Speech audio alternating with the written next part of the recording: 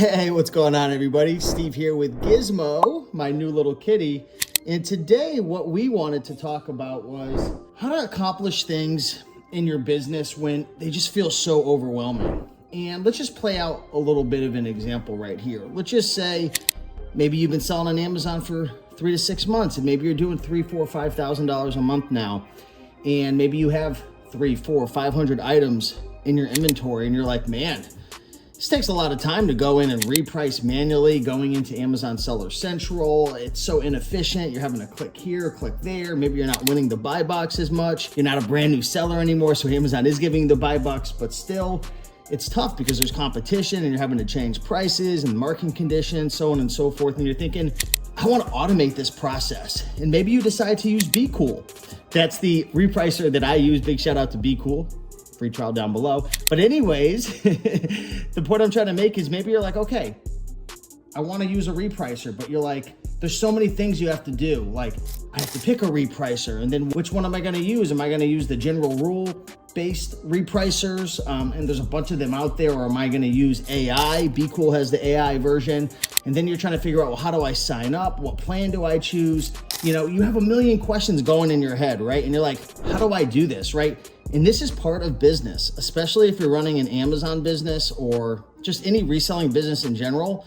There's gonna come times in your business when you're growing that you're gonna have to make new decisions. You're gonna have to learn new softwares. You're gonna have to, learn how to fix stranded inventory and repricing, and or maybe you want to learn how to source more products, so you learn how to do eBay to Amazon. Like, these are massive tasks at hand.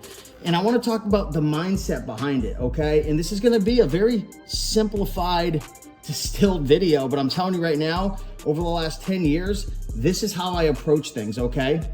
One bite at a time. One bite at a time, okay? One step at a time. So back to the repricer example, instead of freaking yourself out, what you do is you start with step number one. Once you make a decision, and that's the big thing in business, if you don't make a decision, that's actually making a decision, and it's probably going to negatively impact your business. So you want to make conscious decisions that are going to lead to growth, okay? That's why it's great to have a mentor, or being a part of Reselling Freedom, or following your favorite YouTube channel, whoever it is. It doesn't even have to be me. Follow somebody, have a mentor that helps guide you in what direction you need to go. Once you figure out, okay, I want to get a repricer. Maybe that's you. Maybe, it's not necessary if you're brand new, but maybe you decide you want to get a repricer. Step number one, you spend a couple hours researching the different repricers. You watch a bunch of videos. You look at the pros and the cons and the good and the bad, and you figure out, okay, this is a great repricer, but maybe it doesn't work with my business model. Like, reprice it, right? Maybe you do a lot of online arbitrage and eBay to Amazon flips, and you have higher ticket items, and you want more automation, right? You want more customization. In that situation, you'd maybe want to go with Be Cool or Aura. There's different ones out there, Channel Mac. Or maybe you only source from thrift stores and you're like, you want to know what? I think I'm going to just go with Reprice It. It's cheap, it's inexpensive. I don't need any AI automations, and I'm fine with just general rules. Maybe you just sell 1 or 2 different types of products. So again, you don't need a lot of customization, but that's the step right there. You have to figure out what repricer, and then you got to figure out what plan am I going to choose. And then, you got to ask yourself, what can I afford? What fits my finances? And then you're on to the next phase of learning how to use it and implementing it. And maybe you hire a coach, or they have really good documentation, videos from Reprice It or Be Cool or whoever you choose. But do you see what the point I'm trying to make here is? A lot of people, they don't make progress in their business because they get so overwhelmed and in their head. And the reason I share this with such passion is because this is something that I struggle with from time to time as well. I have a big project, and I've gotten a lot better over the years, but I have a big project, and I freak myself out. I start worrying about step 20 and 30 and 40 and 50 and 60. And it's like, there's nothing wrong with taking out a Google document. And I do this all the time, and I just write down all the different things that I would need to do, and then maybe organize it.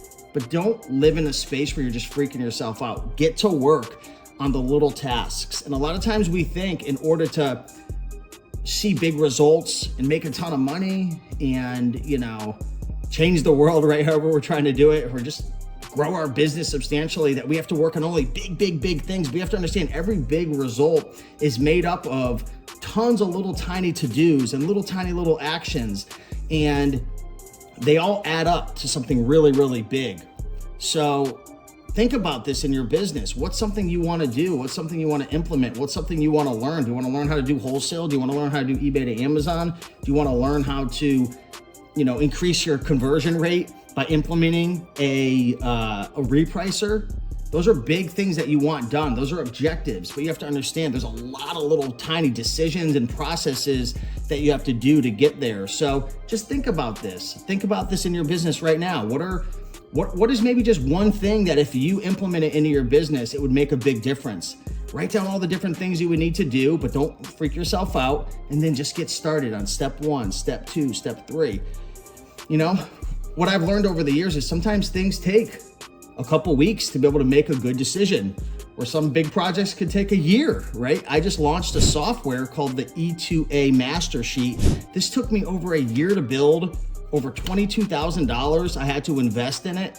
And guess what? I'm still gonna have to spend a ton of time to market it and promote it and teach and educate and share. And it's like, some projects are massive, right? And you have to obviously weigh out the risk versus reward. And we could talk more about that in another video. But break your big projects down into little tiny to-dos. Keep a positive mindset. Don't try to rush the process. Sometimes the process takes a certain amount of time. And again, all the big results that you see in your life and maybe other areas, or your mentors, they're doing big numbers. It all started with a little tiny decision, one action at a time, and it slowly builds, and then you get to where you want to go. So with that being said, appreciate you guys. Much love. Let me know your thoughts on what you thought about this video. Any tips you have, share them down below. But with that being said, we'll see you guys. Bye.